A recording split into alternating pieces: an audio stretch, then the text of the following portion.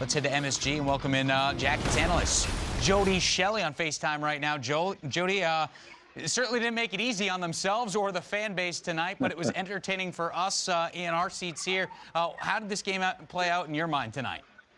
Yeah, you know what? It was probably too entertaining for the coaching staff and the fans of the Columbus Blue Jackets. But all season long, they've been saying after the victories, we found a way to win. And tonight at the Garden, they found a way. But I just thought at the beginning, they actually looked nervous to me. And Bobrovsky was the guy that stood on his head. Critical moments throughout this game. I mean, even in the third period, he made these top-notch saves that allowed his team to find a way to win. And at the end of the day here at Madison Square Garden, Artemi Panarin and Sergei Bobrovsky find a way to get the Blue Jackets to 2 points here tonight and get them into the playoffs. I mean, that's quite a story. But what a game. Jody, you mentioned nerves, and now that they're finally in, you're around that team all the time. Given the pressure, the commitment to this season, did you feel a sense of nervousness or pressure around the group the last month or two because there's so much invested in making it this year and going far this year? I think right after the deadline, Johnny, there was some pressure that they put on themselves because they weren't the underdogs. They were a team that's looked upon to be a team that has added the pieces like Duchesne and Dzingel to move forward, to go all in with Panarin and Bobrovsky, the free agents.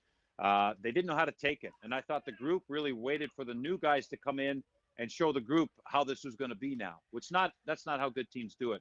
They say, okay, welcome to our group. Now this is how we do it. Let's go. There was an adjustment period there. I thought the 5-game winning streak, they did some good things. And then the last game against the Bruins, they looked to be a little bit lost. And tonight in the beginning, they did. There is pressure. There is more pressure, definitely. I can see it. But hopefully a game like tonight where now they know they're in. They're in. They're going to be the underdog, whether they face the Capitals or the Lightning. And I think this is a group that needs to be an underdog. Jody, we were looking at the standings. We're talking about guys who've come into this team. Let's look at Matt Duchesne. Where is he in your eyes now as to when he started with this team after the trade? Yeah, I think he's settling in a little bit better. He's a player that's very good. He's having a great season, obviously. He did some good things on a bad team in Ottawa. I think he put a little bit too much pressure on himself to make the high-end play all the time. I still think he's doing that. A couple times tonight, he turned over the puck in the neutral zone by trying to make a hope play. The hope play season is over, and this Blue Jackets team, to a man, need to find a way to make those safe plays. He was on a line tonight to start with Panarin and Atkinson. There's not much defense when those three guys play together. I like the adjustment to put Dubois back in the center ice position. He's just a little bigger and knows his role there with those two guys. So look for that adjustment with him. But I like Duchesne. He's still got to be a little simpler, I think. Jody, you've been around that team all year long. You mentioned earlier, maybe somehow appropriate that Panarin and Bobrovsky were the two stars in the game that gets them in the playoffs. How has their attitude been around the group all year long, down the stretch, post-trade deadline, with everything swirling around them, and yet when it mattered most, they both have been performing very well in these last few games? I just see these guys as two Russian-employed players in the National Hockey League who are here to do their job right now. And I honestly see them doing that every day. And that's what they're doing. They're members of the Columbus Blue Jackets. They're here every practice, every game day. They love hockey. They love being the best at what they can do. And tonight, to see them celebrate with such energy and excitement, I think that tells exactly what's gone on. They're huge members of this organization, but they're even bigger members of the team. The guys in the room love these guys. They've done a great job to this point in the season. And, yeah, how about that? Two guys that the Blue Jackets decided to keep and go for it, and this is why they kept them, to get them in, and now who knows what can happen. All right, we didn't know what was going to happen towards the end of this game. I want to know what your heart rate was, your blood pressure, when Columbus has 3 chances at an empty net. Teach them how to hit an empty net, Jody. They miss all 3 of them, and then 7 seconds left, tie game. We were going banana lands here in the studio. What was it like from your perspective?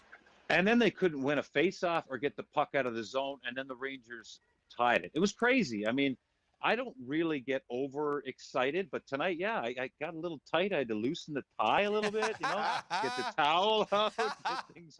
But it was awesome. And that empty net, got to work on that. Maybe tomorrow morning if they get a pregame skate, work on the empty net.